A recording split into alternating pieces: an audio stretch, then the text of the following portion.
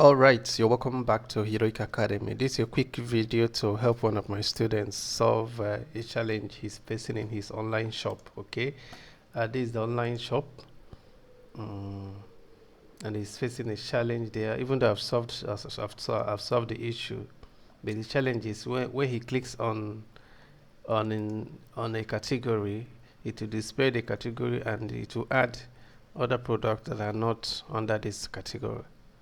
Okay, to add both this category and some other product here, and that is not what is supposed to be.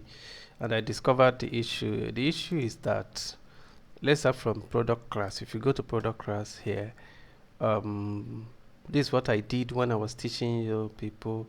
We actually use this this function to get both the category and the subcategory products. Okay, and when we were doing this, I didn't actually make a consideration that at a point some product might have the same category as a subcategory, and that would be a conflict. So it will make it to fetch both category and the subcategory. Do you understand? And that is what was happening. What happened was that some subcategory bears the same ID as the category. So it was fetching both the category, both product under the category and the product under the subcategory. Do you understand? That was what happened. So what I did was that I have to leave this function. Okay, this method. I created another method to fetch product by category. Okay, actually we've created this product before. I mean this function before, but I recreated it because I want to take charge of this row count. Okay, when I say row count, I mean I want to for us to fetch the product, we have to check to make sure that the product is not 0. You understand? That's where I mean there is a product to be fetched, then we'll now fetch it here. That was what I did. Okay, good. Then so we recreated it. So if you are creating this product, you are going to see that we've created it before. Just take care of this particular part. Okay, so check if it's greater than 0. Okay, if it's equals to 0, it will return false. Otherwise it will now return the product. Okay, so that's what we did. I also created another one. So in other words, I created 2 different methods to fetch category. I mean to fetch product based on the category. I believe because I've been talking about been saying category, I mean subcategory, or rather category. So what I mean is fetching products based on the category and using category ID. Okay, so we created a method to fetch product based on the category. Okay, so the product that is under a certain category will fetch it. Then we also created another method to fetch product based on subcategory. So we have 2 methods. This one is fetching based on category, this one is fetching based on subcategory. Okay, so having done this, the next thing I did was I have to go to category menu. You go to includes and get it, category menu. Then from here now, if you come down here where you fetched subcategory, okay, where you displayed subcategory. So what I did here was that I had to come here and I added category ID and subcategory ID. So let me show that. Okay, this one is okay. This is subcategory here. So we're talking about subcategory. Okay, here under subcategory where you loop through the subcategories to fetch it. So what I did here is I first of all added subcategory category ID. Then here now I added subcategory ID. So what will happen is that when you click on subcategory, it will display. Let me show you. When you click on any subcategory here now, you're going to see here that it will show 2 ID. So this ID now is the subcategory, is a category ID, while this one is subcategory ID. Okay, and for this to work, you have to go back to HT access. We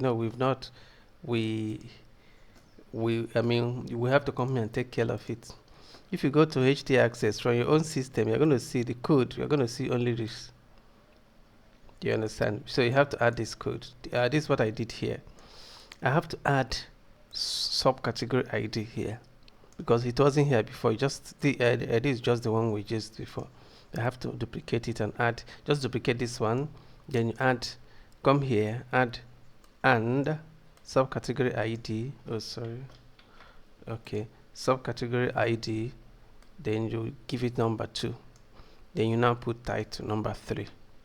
And when you come down here, you have to come here and take care of that subcategory ID you just added. Okay, and you know it's going to be number, and that was why if you watch this now, we have this. This is taking care of the first option, which is the category ID, and this one is taking care of, this is also a number, take care of the subcategory ID. So its subcategory ID must also be number. While this one is taking care of words and numbers, whatever. I mean, for title, the title of the product. Okay, and that is it. So once you do this, once you get it like this, then you are done with htaccess.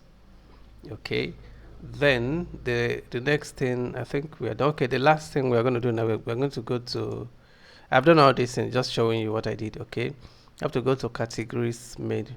You know, you get categories from here, right?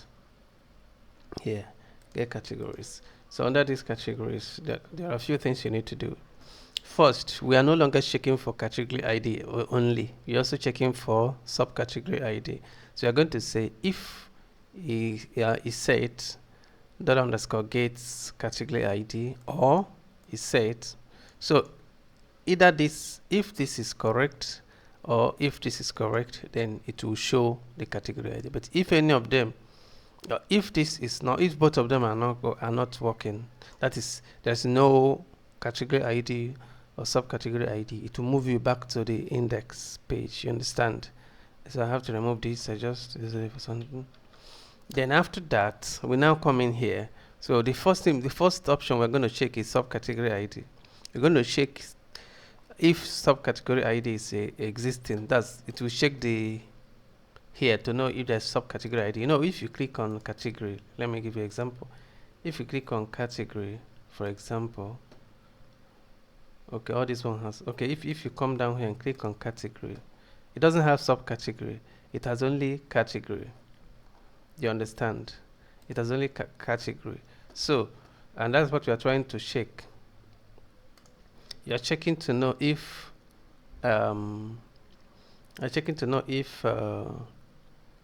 there is subcategory. So if there's subcategory, it means that the ID, it will take that ID, the ID of this of the subcategory, to now call fetch subcategory by ID. I mean fetch product by subcategory. Okay, to call fetch product by subcategory. Remember that we've just created it just now. Okay, it will call it. So what is happening here is that it will fetch all the products based on the subcategory. But if this is not existing, it will now check whether this the ID, category ID is existing. It will call this particular method fetch product by category. Do you get it? Instead of subcategory, it will now fetch by category. Do you get it? Very good. Then finally here, it will check whether any of them is false. If this is false, if this, both of them are false, like fetching category or subcategory, if they are false, then it will move you back. That is, so if it wasn't able to fetch, to move you back to the index. But if it fetched successfully, it will display it. And that's just a simple thing with it. I just want to show you that I've actually updated it in your website and it's working fine. You can check it. Okay, but I just want to show you that. All right. Yeah, thank you so much. So you, in case if you, if you want to implement it in your local script, you do that. Okay. Thank you so much.